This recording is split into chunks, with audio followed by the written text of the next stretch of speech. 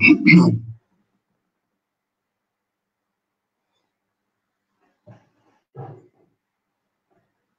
afternoon, everybody. Okay, hold on a second. Yeah. Good afternoon, everyone.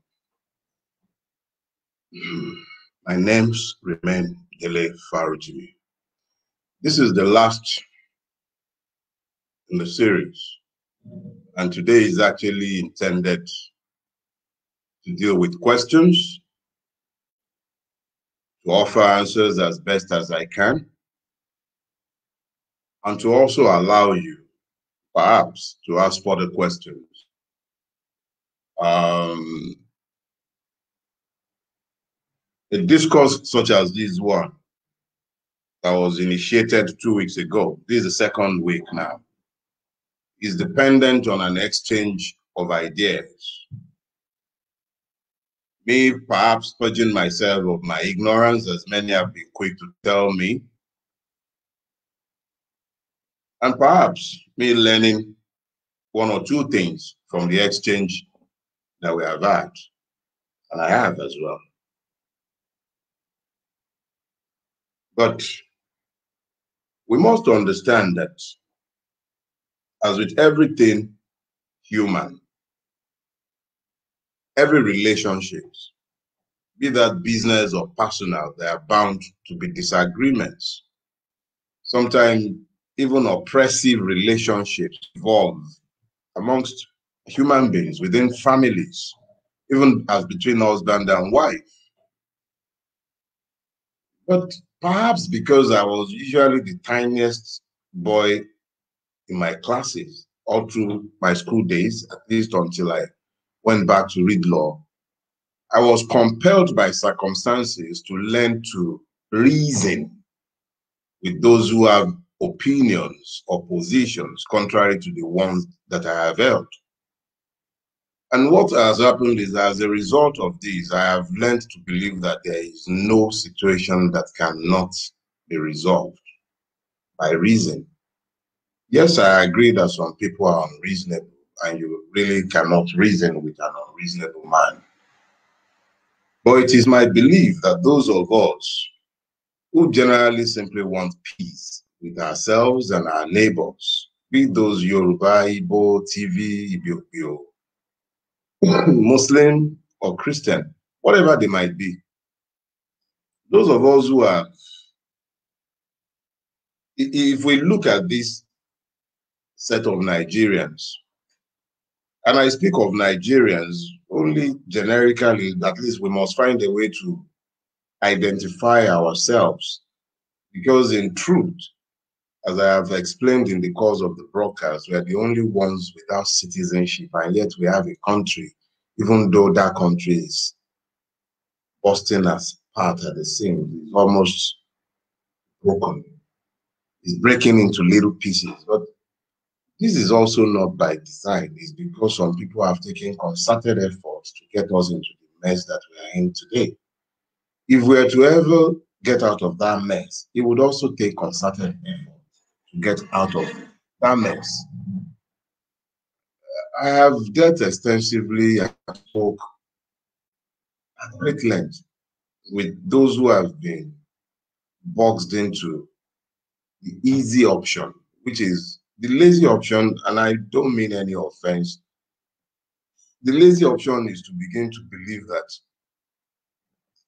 the easy way or the seemingly obvious way is the solution to a problem.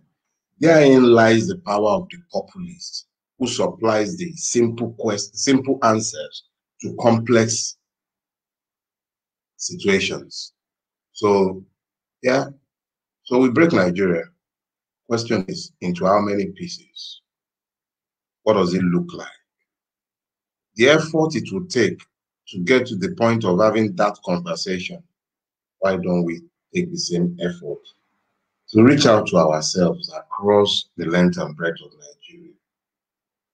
Why don't we speak to each other? Simply talk to each other. We've all agreed that the population of Nigerians who are disadvantaged by the system we're running are by far larger than those who are benefiting. We even glibly refer to them as the 1%. I've even gone further to ascribe another percentile. So here you've got about 2% whose lives are made easier by virtue of the system we run. But what about the remaining 90-something percent? Torn apart by religious and ethnic differences promoted by the 2%. And then we depend on our oppressors, our enslavers, to tell us who our enemies are. Why do we believe that taking a single problem and tearing it into 1,000 pieces will resolve the problems? Have the Yorubas finished dealing with the issue of marginalization amongst themselves? Yeah, I'm an Ijesha man, born to an Oyo, Fidelity to be precise, woman. I'll probably spend more time, in fact, not probably, I have to spend more time doing this series with you than I have spent in my village. I came to Lagos at 17. I grew up in Ibadan. I was born in Ijebu-Ode. My children were born in Lagos. What state are they from? They don't even speak my language in spite of my best efforts. What will qualify them in the Yoruba nation that they are seeking to birth out of Nigeria? Would we still be talking about Ambode not being from Ekpe and being from somewhere in the riverine part? What will happen at that time? That's amongst ourselves, the Yorubas. What stories will be told to my children if they seek anything either in Lagos or in Osun State? I am of the opinion that yes, we've got plenty of problems, several of them. In fact, our issues have gone beyond problems. We're coping with insanity on a daily basis, and we've normalized it. Why is it then so difficult to take the step forward and seek ourselves out so that we can build that El Dorado that you would like to build in Oodua Republic or in Biafra or in Kurukuru land, or maybe we should have a Republic of Ijesha land? That same El Dorado, why can't we all fight, the 98% of us? Why can't we fight to have it within Nigeria? I have not said that our current structure makes sense. In fact, I took a step further. I gave you a book by the grace of God. It's free. 59 pages of perhaps utter nonsense. Contribute your own wisdom to make it better. Why can't we talk to ourselves? It is imperative that I drove this into all of your skulls. Pardon my French. Because if we do not have a response in place and quickly, those who seek to tear Nigeria apart, who are currently the dominant force in Nigeria today, they will force a conversation on all of us that would only happen after a war. The same conversation we ought to be having now that we're all running away from, thinking what we are right now is sustainable. It will soon become clear to all of us that it is not sustainable. And it is of critical importance that we woke up and quickly. I will take questions that were sent to me. The first question I'm taking comes from a gentleman named Okoro Chinedu. He asks, how can we reduce corruption and make the rulers accountable? Corruption is not the Nigerian problem. When they shout anti-corruption and focus our attention on corruption, it is designed to distract attention. The problem of Nigeria is impunity. Impunity born of the fact that the law does not rule in Nigeria. The will of men rule. When the will of men rule, institutions cannot be built. What has happened to us as a people is that we have found ourselves the subjects of rulers who are not chained to any law. The difference between any one of our current rulers, from the president to the councillor, and the people in our jails and prisons and the offices they hold. A man goes to jail, and I've sat down in a courtroom where I had witnessed a man who wrongfully defrauded another of 6 million naira. And he was sentenced to 17 years in prison, prosecuted by the EFCC. I was there. I was in court. Rightly sentenced by the honorable judge. She applied the law. In that same court, you will not find any of the actors from the NDDC. So corruption is not really a crime in Nigeria. It's a code. Stealing is stealing. But in Nigeria, when you hear them charge a person for corruption, it's essentially to signal that is an internal crisis within the ruling class. A thief is a thief is a thief. In the course of stealing, the thief would forge, alter documents, contravene laws. None of these are charged. Corrupt enrichment.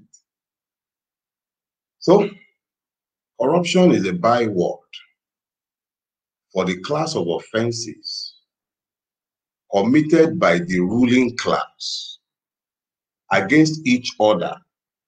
It is not against the state, and it is not against us, because we do not count. Let me share one more anecdote and I'll get off this point. In that same courtroom, same court, incidentally, it was at the time when the issue related to Kemi Adeosun was raging. Remember the forged discharge certificate. In that same court, a Nigerian woman and a man were jointly charged, brought by the EFCC because they were reported by the British High Commission.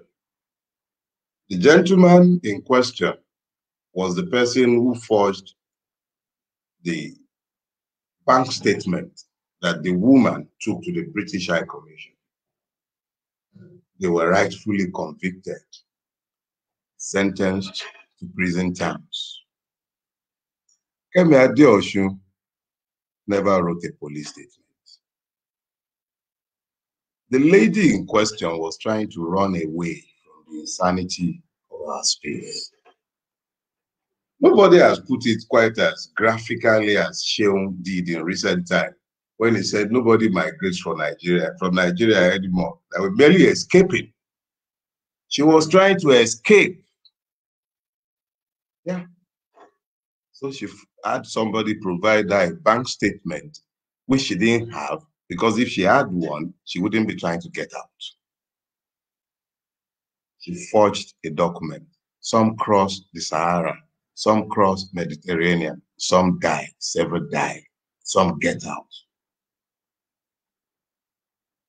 Kemi Adeosun never wrote a single statement.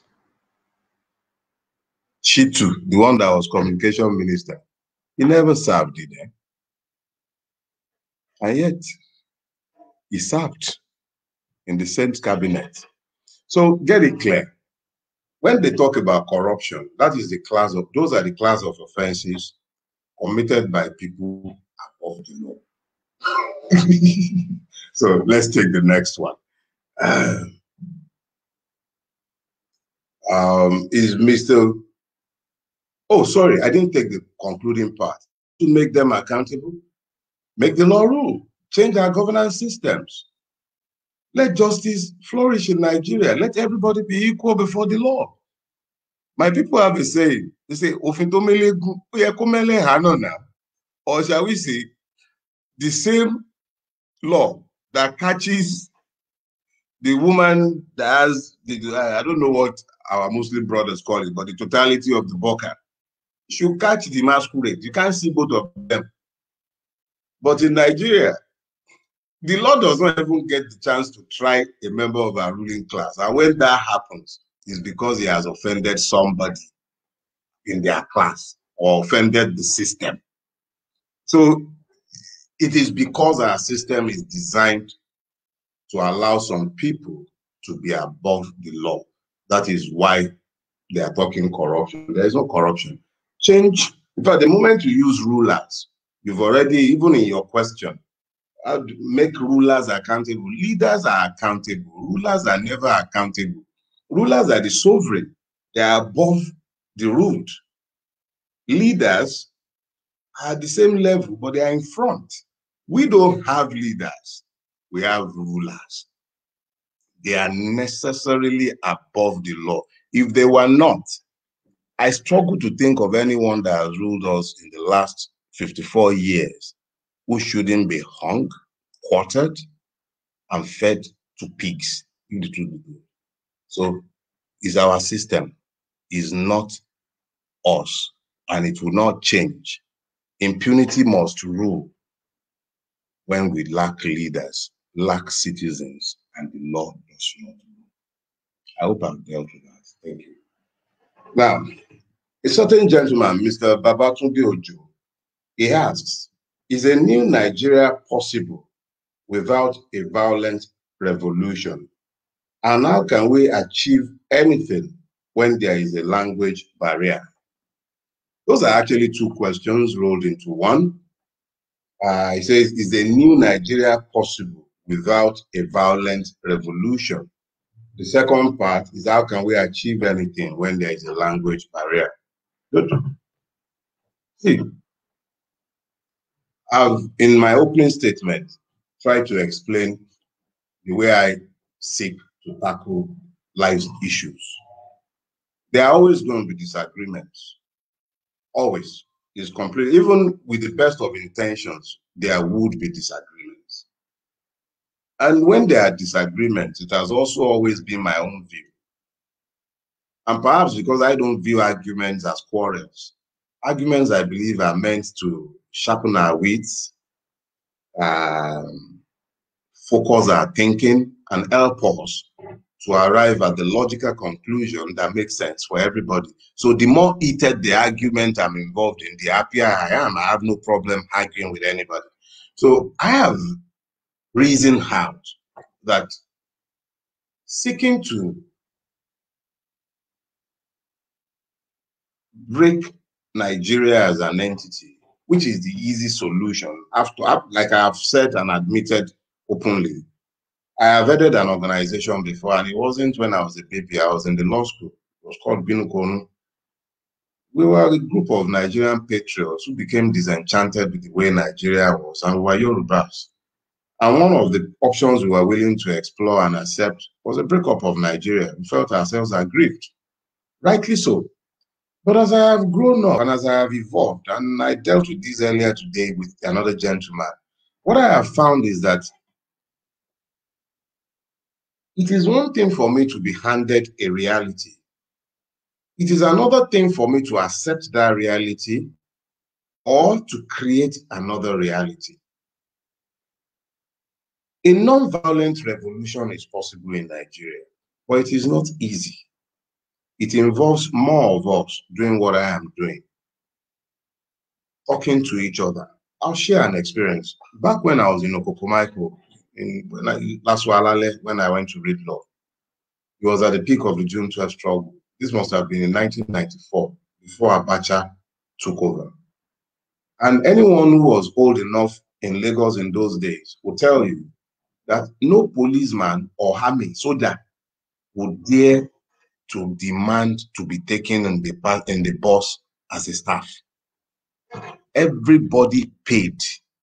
The bus driver didn't need to demand the payment. The soldier paid because we, the people, asserted our rights as citizens. But before that could happen, there was a level of consciousness that Nigerians had. Students were conscious. In fact, they were more conscious than other layers of citizenship in Nigeria in those days. But these days, what do you find? SUG1, SUG2, SUG3, NANS 1, NANS 2, NANS 3. The system has done a fantastic job of weaponizing ignorance and then focusing the people's attention on existential pursuits.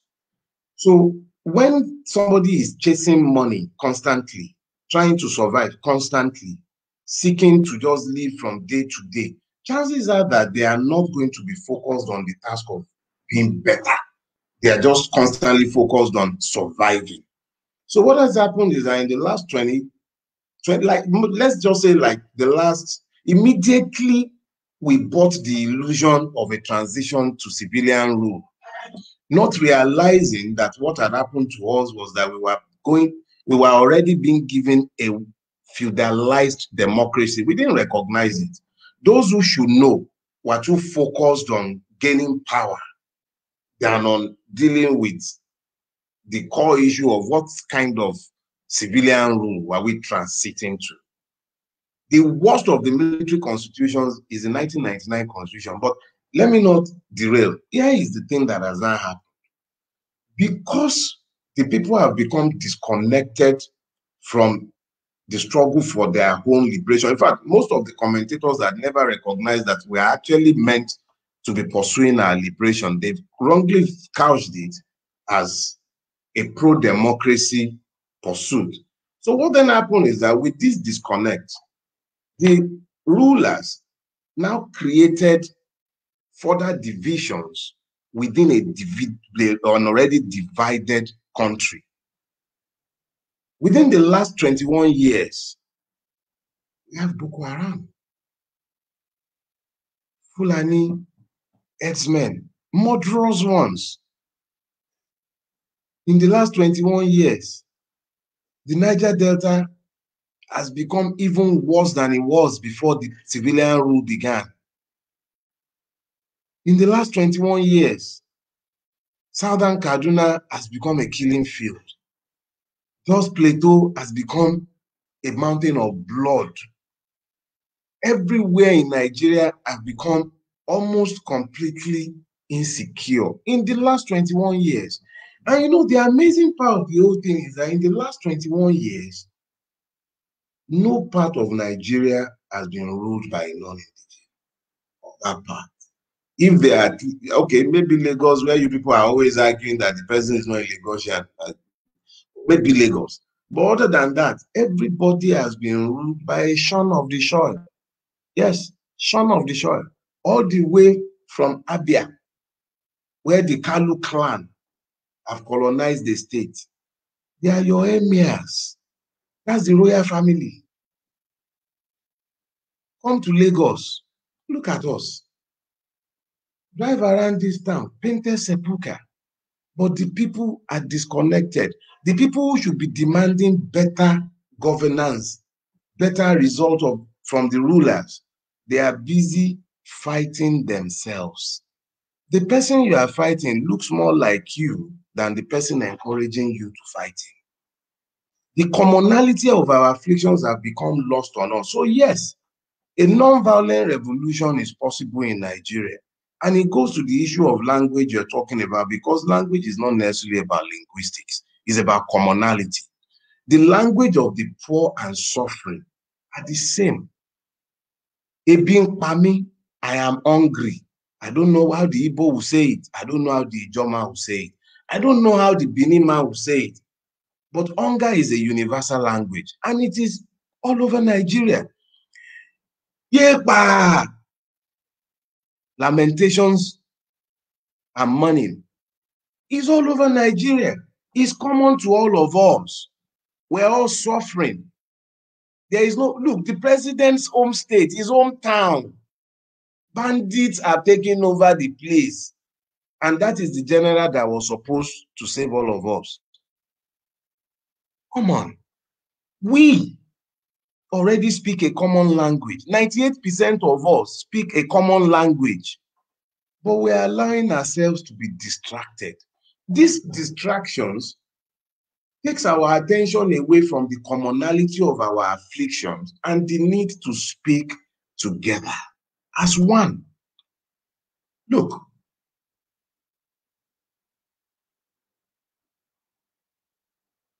the fact that this country is even incapable of conducting a population census. I mentioned this yesterday. It tells you just how much they have discounted our humanity. We don't matter in the argument, and it's all of us.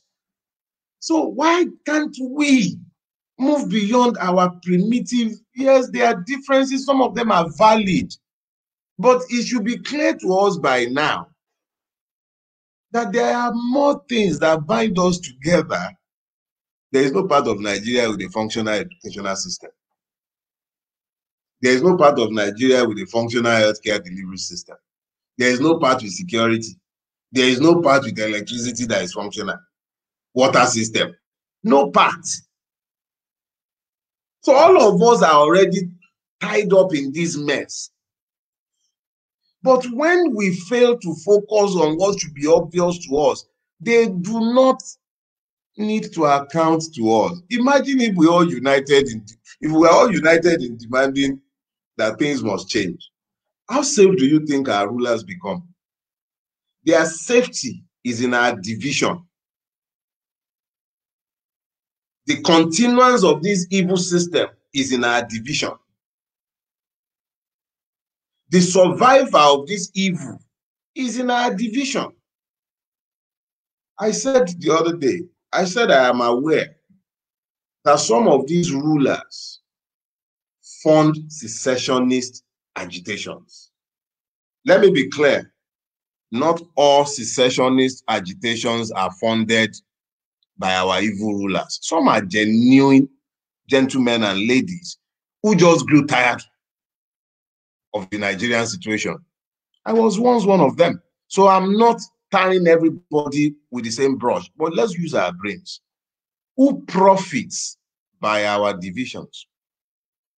Those who profit from our current situation. The ones who can commit any crime knowing that nothing will happen, they will come and somebody will be telling you, yeah, your guy, I'm a Ikoyi boy, you're a Mushin boy. Or the one that will come and tell all of them, your majority of the contract is from you guys now. How many Niger Delta elders, activists have come out to demand a probe of what happened in the NDDC? I've seen the enemy. He is us. We're the enemies. So yeah, a non-violent revolution is the easiest thing that can happen in Nigeria, but we have to do the groundwork. We have to tell ourselves the truth. Some people might even die. Some might be killed. Some might be imprisoned. There is no easy road to get there. We have to get to the point where we become constructively insane and ready to accept whatever the system elects to bring as a response.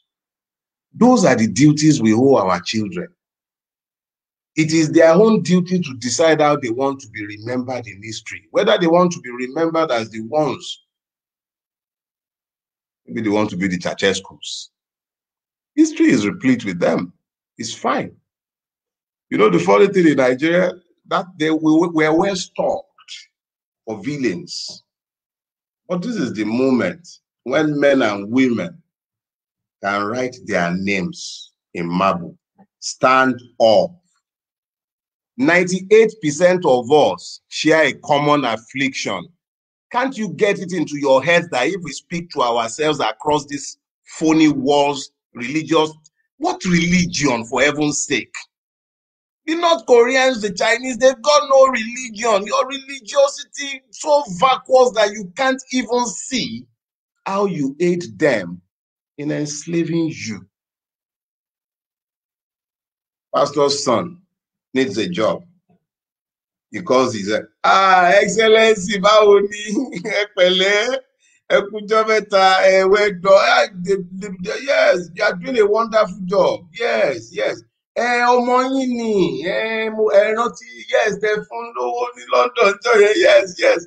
ó ti ṣe tán school sí okay ẹ ṣé gan thank you okay ma ẹ kí n ní ẹ̀yin lẹ okay alright okay ẹ send letter ya God bless you the Lord is your shepherd you shall not want bismillahirrahmanirrahim gómìnà ìgbẹ́sẹ̀ ṣe gan náà ni inú Ọlọ́run dùn sí gan ni o ẹ ṣé gan ni adúpẹ́ àwọn jẹ́wọ́ gbọ́ bẹ́ẹ̀ ṣe ṣe dáadáa tó. And then hypocritically, you come and tell the congregation on Friday and on Sunday, pray. Something will change. There will be a turnaround. Pray overnight. Why are we fooling ourselves? Why? Ancestral causes? Those who tied us to trees and treated us like monkeys, ancestral causes are not disturbing them. We are the ones ancestral causes are disturbing. Go and read about the salt mines of Basra. What the Arabs did to your ancestors. Just go to ordinary Badagry, go and see how they kept us like livestock. Worse than livestock, worse than they will keep their horses.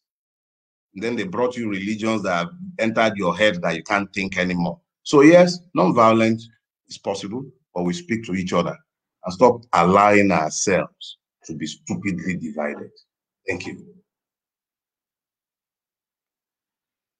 Mr. Shola Ogun, this is the third question. He says, most peaceful protests are confronted with violent reactions by the law enforcement agencies. How can we avert the arrest and torture? Sorry, I forgot I'm an old man now. And torture meted out against protesters, especially considering the people's right to protest. Many fear for this unjust treatment.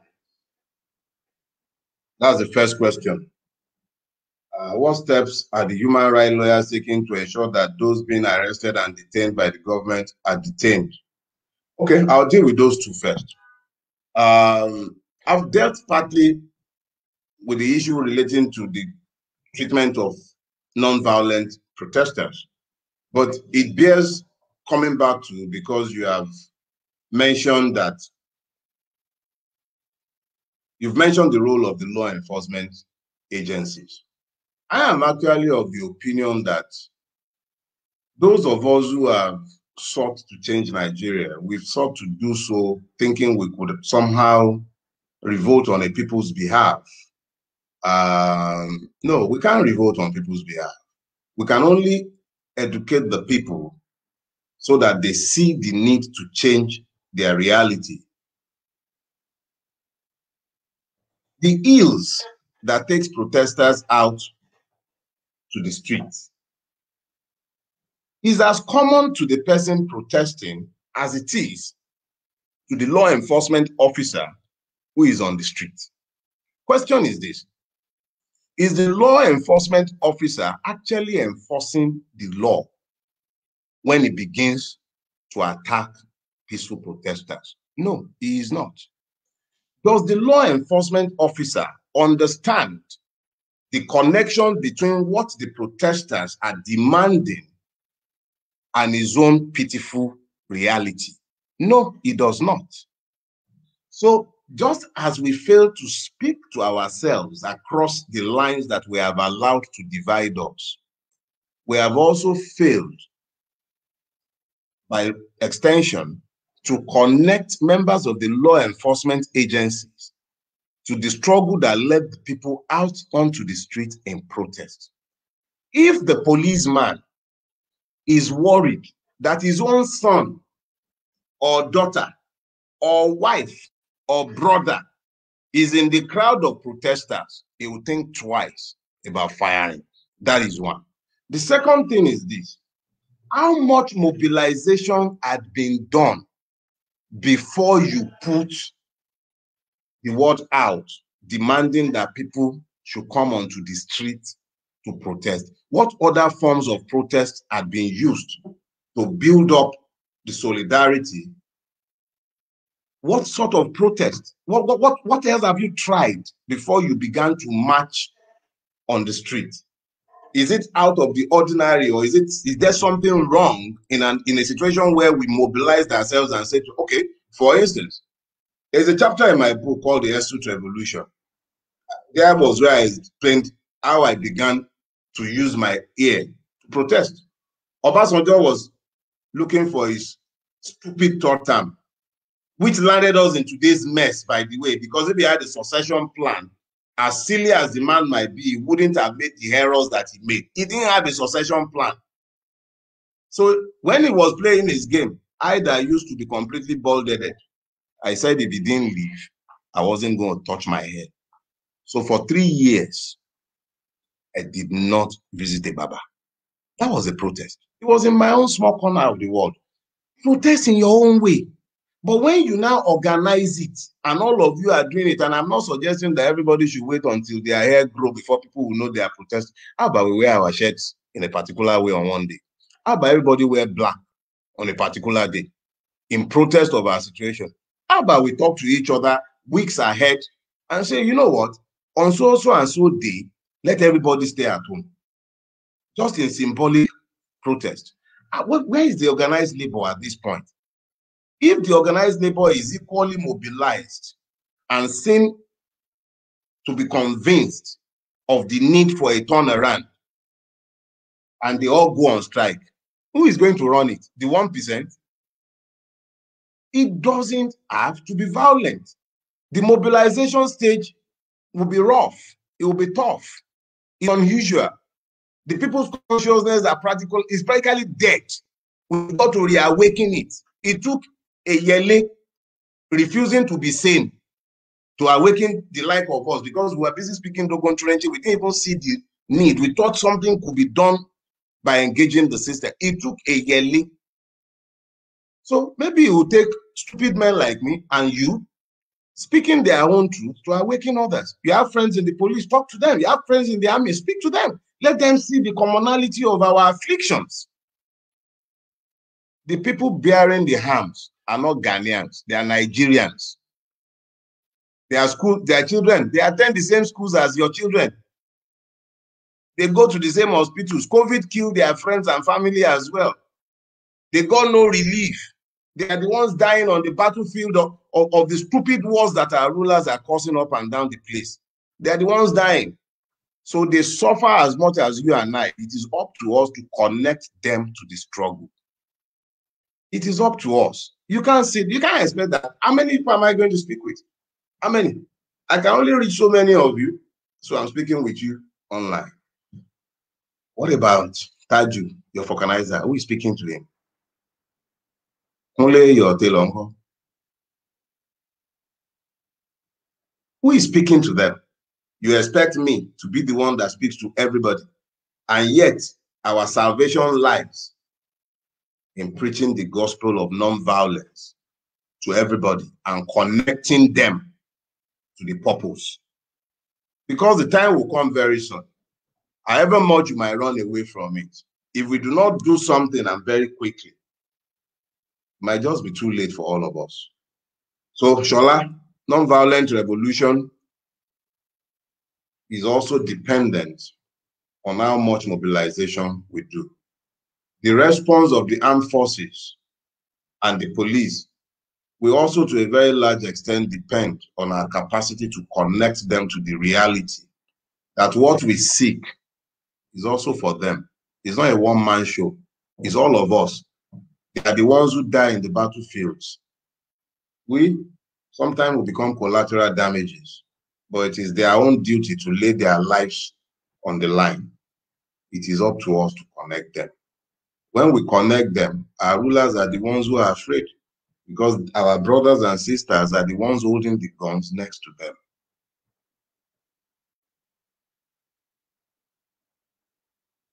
You ask what steps are the human rights lawyers taking? What human rights lawyers? Like, seriously, what's a human rights lawyer going to do? He is going to go through the same judicial system that has been designed to ensure that he does not get justice. Look at Yele Showore's case. Look at Yele's case. However much I might disagree with, let me even leave that. But look at Well, no, let me end that. However much I might disagree with our older brother who says he's the foremost human rights lawyer in Nigeria, he's doing a job there. What has he been able to get out of this moribund system? A man has been charged with what we all know to be a farce.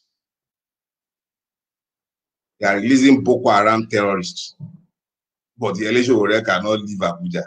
What can human rights lawyers do concerning that? Have you heard the NBA say a single word? Have you? Somebody pointed out, in fact, it's actually the president-elect of the NBA at the Ravimba PBF function a couple of days back. He said, as some people's fortune has climbed up, the NBA's are dipped. The NBA is not just a paper tiger, it's a straw tiger. So if the NBA is not talking, what can individual lawyers do? People will do the best they can. I know Mr. Ogunlana and Inibe were the Lagos State Police Command to get the Revolution Now people who are detained out. And there were lawyers all over the Federation as well who deployed and mobilized to secure bails, have representation for the defense when people were charged after the August 5 demonstrations, which the police turned into a bloody, unnecessarily violent thing because the demonstrators were not violent. So yeah, to answer your questions, we'll do the best we can, at least those who still practice. But you can't get any justice out of this system. The entire system is designed to preserve power. It is not designed to offer justice. So he asks, why don't you subscribe to the amalgamation of the mere geographic entity called Nigeria? I've answered this question ad nauseum. I cannot subscribe to what I know to be impractical. I understand and I agree with the legitimacy of the secessionist argument. It's legitimate. The point of departure between myself and the secessionist is where the secessionist believes that the solution lies in going apart. I don't. I believe that in going apart, you merely multiply the problems. And I really can't see how you are going to manage the breakup. It's as if you are challenging your genetics. Before you go here, there have been like 200, God, how many people before you who perfected the genes that you are carrying. Nigeria is what it is. We've taken it. It's been forced on us. We're all here together. Why don't we make it workable? And if it's breakable, make it workable first. Even if you are going to break it, make it work. We've not even attempted. We've never been able to try to make it work. I was speaking with a gentleman today and he was saying something like, not much dissimilar to what you have just said, Shola. And I was explaining to him that in my own recollection, I'm 52 years old now, and I stand to be corrected. I cannot recall a single time in the history of Nigeria in my lifetime when a conscious attempt has been made to build a Nigeria based on the rule of law, equity, and justice. Never. Why can't we try that? Is it too much? Before you think of look, I'm not a violent man. I can fight defensively when I am forced to do so. But violence is never a first option for me. And I've evolved beyond the thought that secession will somehow take the problem away. You will merely multiply the problem. The effort it will take to break Nigeria, the blood and gore it will take to do it. If we applied it to building a better Nigeria, we can build a Nigeria that generations unborn will be proud of. We should be thinking of taking over the whole of Africa, not fragmenting ourselves. Let's be those same El Dorados, we can build it. So I cannot subscribe to any secessionist agitation or affiliate myself. I have evolved beyond that. There was a point when our ancestors and I mean the entirety of human ancestry roamed the velds naked. We evolved. I sometimes deliberately provoke the secessionists by terming their arguments idiotic. It is the arguments I'm calling idiotic, not the persons. Let me take this as an opportunity to explain that. Not the persons. The secessionist rank is full of brilliant men and women with good intentions who love Nigeria passionately, but whose hearts are being daily broken by the brutal reality of the wicked system that governs our state, our country. And when a man is rejected by his first love, he's got to create something else. So yes, you have people who genuinely love Nigeria, but who becoming broken-hearted several times, found succor in embracing their tribal homeland and seeking to build all these utopian republics. I used to be like that. But I have since sat down. Somebody was saying today, all you know about Nigeria is what you read off newspapers. I promised myself, even when I disagree, I would seek not to be disagreeable. But here is the point. I know my country. I have taken time, years, to study my country. Ignorance is the first thing I dislike passionately. And my knowledge of Nigeria has left me convinced there is no peaceable path to a breakup of Nigeria. It's a conversation that can only happen post-war. It's not a conversation I want to have. That's why I cannot ever, again, subscribe to what I believe to be a self-defeating argument. You see, I took away the adjective you always dislike. Or did you hear me say idiotic? But it's self-defeating. So, Mr. Odulate Oluwatobi asks, do you believe in socialism as a better alternative? Here comes you ideologues. You know, when I was in the university, when you wanted to run for a student union post, you must be able to recite Frantz Fanon, quote Karl Marx.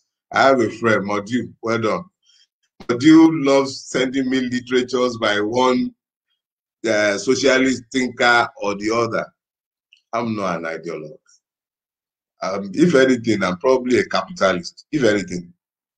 But the one thing that I know is that society is imperiled when hope is taken away from those who live in it, and when the path to social mobility is destroyed by those who are on top. The Nigerian situation is not capturable by any ideology. We don't have a capitalist system in Nigeria, and it's definitely not socialist. But forget that bit about capitalism. Nigeria is not a capitalist society. Nigeria is essentially a feudal state where those who are on top, the rulers, extract value from the serfs. We are the serfs. Once you are not a member of the ruling class, you are a member of the producing class, whom the ruling class feeds on. That is why they struggle to ensure that they never get booted out of their class. Because if you notice, they rarely stay out of power for longer than 2 years before becoming broke. They are unused to anything, doing anything productive. They feed on us. They feed off our ignorance. So me, I'm sorry, my brother. Me, I'm not ideologically maybe sound. I don't know. But I just know that I believe the system should work for everybody. Make the system as competitive as you make any business. Government is a business, and it should be run as one. But providing good education for the citizen makes good business sense. Providing good healthcare makes good business sense. Providing good roads, making sure electricity, you liberalize the sector so that, look, when they liberalized this, the phone, we could do this. We could do this. The only reason you and I can do what we're doing is because this was liberalized. Everybody has a phone now. If they liberalize the electricity sector, that is part of, see, our poverty is not accidental, it's by design. It's not by accident that in 54 years, Obasanjo spent how many trillions? We don't have electricity. That's not by accident. It's by design. So please, we've dealt with this. So sorry, my brother. Me, I'm not one of those people who can talk to you about Karl Marx or come and be quoting. I'm not one of those people. Now, I'm simply a human being who wants the best for myself and everybody else. There's nothing I want for me that I don't want for you. There's nothing you want for you that must not apply to me as long as it's something that belongs to all of us. So for me, I'm not a socialist. If anything, I'm probably a capitalist. I seek to extract value, not by exploiting, but by creating value. And I see nothing wrong with people having money as long as society is not deprived as a function of your own acquisitions. Mr. Okoli Obina, I'm always enjoying my banter with that gentleman. He says, what's your plan to unite every tribe in Nigeria? How long do you think it will take for this to happen? Well, I think that is also a function of how quickly you all wake up. If we all, the sooner we all move away from these distractions that we're all pursuing and change the narrative into a pan-Nigerian one, the quicker we can do that. It's actually my own belief that given the commonality of our afflictions, it shouldn't take so long to bring us to the point where we can begin to cooperate across tribal lines and across religious lines. I think what has happened is that we, the victims, have done a fantastic job of helping our oppressors to do their work, because we now became the ones who do the job of dividing ourselves on their behalf. There is this, there is this gospel, Yoruba gospel song. I think it came from one of the earliest Pentecostal movements. It goes something like this. If you, it says, bati mita tete, tosi mita kalu kalu, oti gbogun tora re, mera gbogun tora me. It means that if you gamble and you play the one-armed bandit, that you have declared war on yourself. I will not declare war on myself. That's the refrain of that song. Well, if you consider the fact that we are the ones who do the job of fighting ourselves, killing ourselves, dividing ourselves, when we should be the ones showing ourselves the commonalities of our, yes, afflictions and our afflictors. Because think about it, their children marry each other. They do businesses together. Religion does not separate them. Ethnicity does not separate them. They don't remember the other person's ethnicity. But we, they never fail to remind us of how much those things that does not divide them should divide us. So, Okoli, I think to a very large extent, how quickly we bridge those divides will be a function of how quickly we also get to the point where we agree that it's in our hands, really. And it's not just in Dele's hand, it's in Okoli's hand, it's in Ihama's hand, it's in Adedeji Abiola's hand, it's in Olulere Adewale's hand, it's in all of our hands. It's not a one-man show. You can't outsource your revolution to one man. It's not in one man's hand, it's in all of our hands. So that's how quickly it will happen, is how quickly we embrace the reality of the knowledge that it is all of our hands that have to be on deck. It's not a one-man show. You've got to find a way of turning a solo into a chorus until it becomes a chorus. The voice of one shouting in the wilderness, man, is just shouting for nothing. All of you need to be shouting. God is in all of you opening your mouths to shout in unison. That is when the chains drop faster. So it's in all of our hands. It's not just in my own hands. I'll do my own bit. And history will recall that I did my bit. What would they remember that you did? Those are the questions that we need to deal with. The second question Obina asked is, do you believe there is a plan to dominate us by a particular tribe, Fulani precisely? Will they be part of the new Nigeria you preach? Yeah. There is something that has been part and parcel of the Nigerian state from its inception, from the colonial roots up till now. And that is the fact that there has been a wanton aggregation of citizenship into tribal or group rights. So individuals do not matter anymore. People presume to speak on behalf of ethnic groups, of religion, of families. They presume to speak on behalf of all these people. And what has happened is that the individual is lost in the collective. Which Fulani? Aside from members of the ruling class of the Fulani ruling class, what Fulani? Let me try and see if I can deal with this today.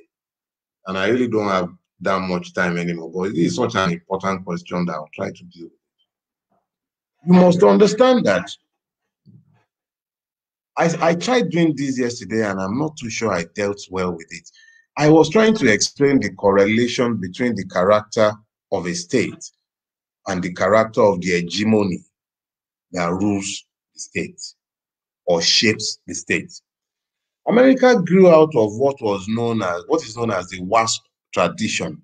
So you found that their constitution, the system of governance, the whole nation, the entirety of the American nation is shaped in the image of the West Anglo-Saxon Protestants. So it's not unusual that states and nations grows on the back of hegemonies, but the hegemonies always shape the character of the state.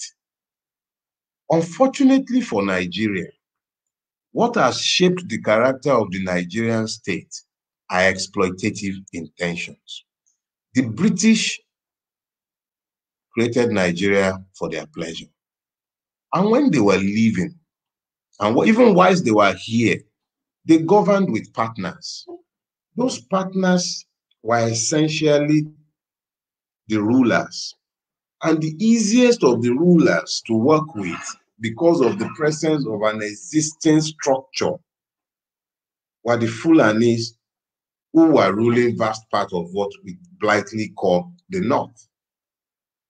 And when they were going, they were more comfortable to hand power to the people they worked with.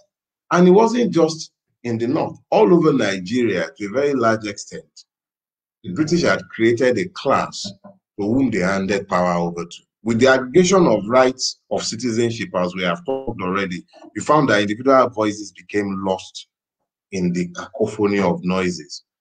So what has happened is that after the 1966 coup, which was as a function of the argument raised by this same question that you have just asked and the contradictions left behind by the British,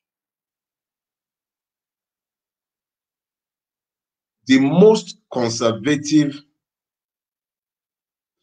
of the Fulani elements, who were already in the military, gained power and have shaped the trajectory of Nigeria since that time. But just as Orji Uzor Kalu does not speak for the Abia man, or Bola Tinubu speak for me as a Yoruba person, it becomes dangerous to equate the claim of a class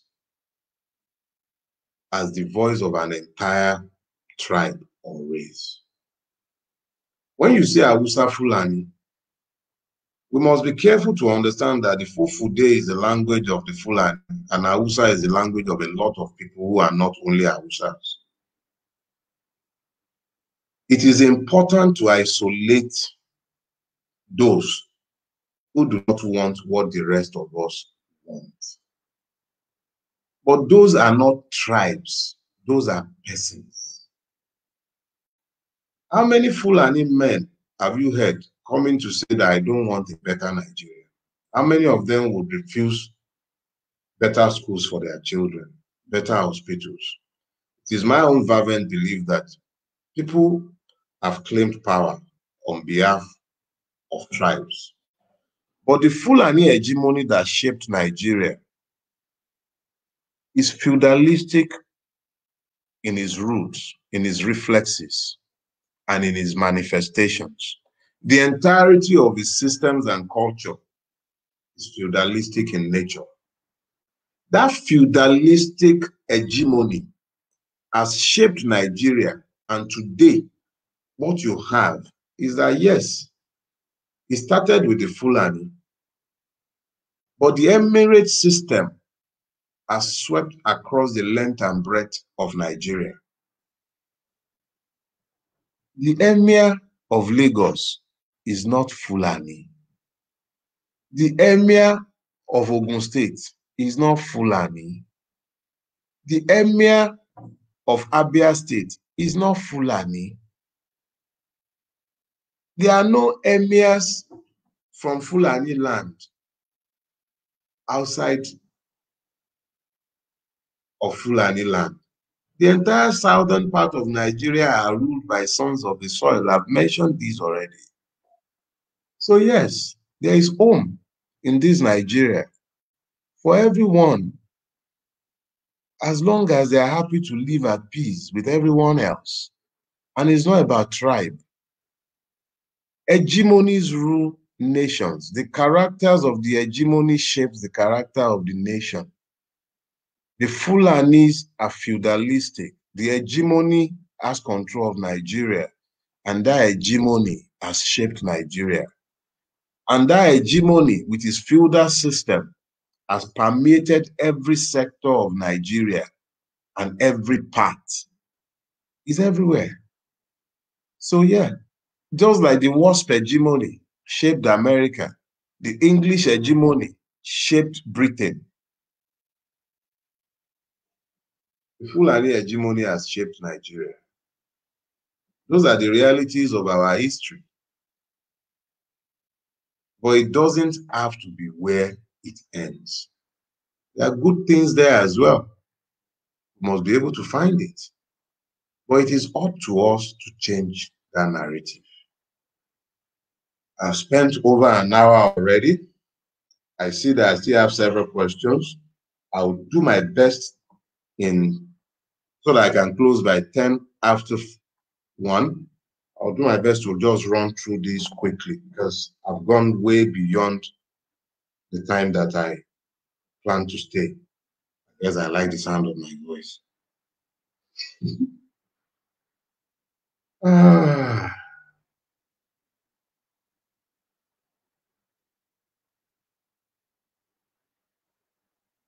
Jasmine Olofi, Wali Baba. How do we identify the right person to vote for during election? If you brought 1,000 Obama, one after the other, to succeed themselves in this system, you will fail. I would not, under any circumstances, fall for the idiocy of believing that personnel changes will change Nigeria. It will not. If the vote is about changing the system, that interests me. But if it's about changing this present set of crooks for the ones waiting to succeed them, I'm not doing. So Jasmine, nothing is going to happen in the absence of a systemic change. Prince Sion, what constitutes impunity and how can this problem be resolved? So this is the last question and I'll deal with this. I've dealt with impunity and what constitutes impunity already, but shortly, briefly, let me just say this. Impunity is the point where the law is paralyzed and unable to work. I think a Yoruba proverb succinctly explains it. Don't worry, I'll interpret for you. It says, "Ìlú tí kò sófin, ẹ̀ṣẹ̀ ò sí ńbẹ̀." In the land where the law does not rule, there can be no offenses. The error most interpreters of that proverb, even native speakers, the error they make is in thinking that Ilutiko Sofin translates as the land without law. No, the Yorubas could never have contemplated a land without law because we are people ruled by systems and laws. What they were talking about was the absence of the rule of law. Where the law does not rule, impunity rules. But when it is in a state that you have institutionalized impunity, what it then means is that you actually have a feudal system, in which case some people need to operate above the law. That space between those to whom the law may not apply and those to whom it applies, that is the space occupied by impunity. We call it corruption. It's a lie. It's not corruption. It's impunity. If it was corruption, they will charge it properly. So that's impunity in short. The need to keep some people above the law creates a gap between the operation of the law and the status of those to whom it must not apply. That gap is the abode of impunity.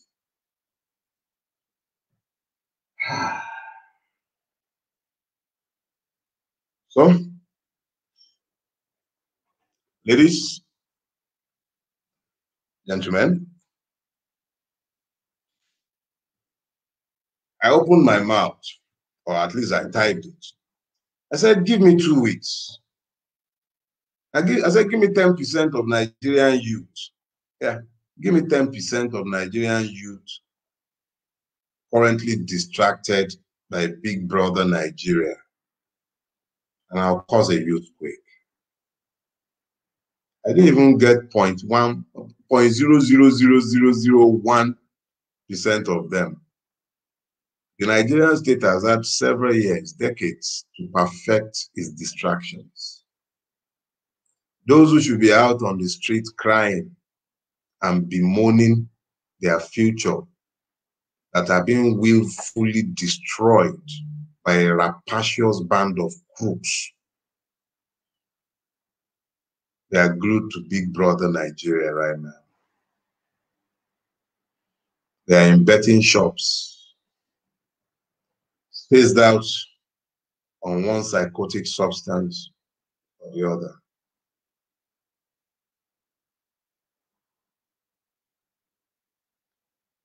I have walked my talk. I spent 2 weeks, created the time. At that point, I started carrying hot water bottle because of the stiff neck and back. There's still a lot of work to do. But you also have a lot to do. It's not a one-man show. It doesn't work like that. See, you can clap, right? 2 hands. See this.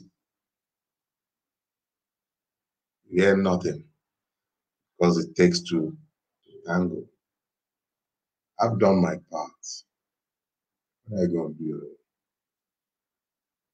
When? I'm going to take a week off. All these engagements, I need a break. When I come back, we'll be talking about the way forward. Definite, specific actions. I thank you very much for your time. I thank those of you who have been faithful in joining me during the course of this week, or rather weeks now, 2 weeks. I thank you. I've made good friends here. Some I agree with, some we disagree vehemently. That's fine. We can disagree. But this is our boat. God save it. Or by God, we're going to be sinking together. God forbid. Please, have a lovely weekend.